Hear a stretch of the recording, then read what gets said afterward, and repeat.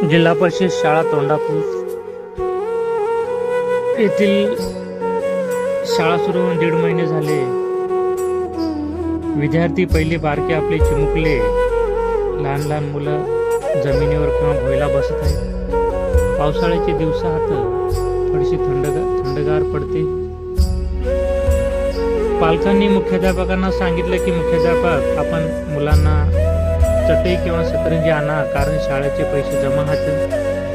मागच्या वेळेस पत्र आपण विकले, शाळेचे एंगल विकले, खराशी केली, ते पैसा आपल्या अकाउंटला जमा आहे. ते शाळेसाठी लावा, शाळेच्या विद्यार्थ्यांसाठी काय काय साहित्य लागते ते घेऊन या. परंतु मुख्याध्यापकांना सांगून किंवा बावडीवर जे सदस्य शालेय समिती आहेत त्यांना बी सांगून कोणतीही सुविधा मुलांना आपण दिलेली नाही.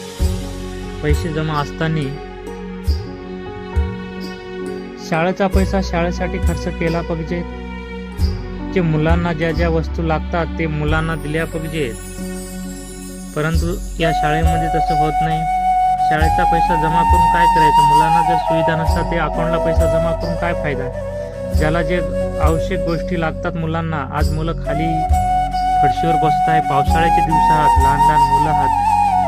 आता जर होत नसेल तर आम्हाला आंदोलन करावं लागणार पालकांना की बा मुलांना हे सतरंजी आणा, शाळेचा पैसा जमा आहे, शाळेसाठी वापरा. यासाठी आम्हाला शिवसाहेबाकडे किंवा जिल्हाधिकारी साहेबाकडे आंदोलन करावं लागणार. तरच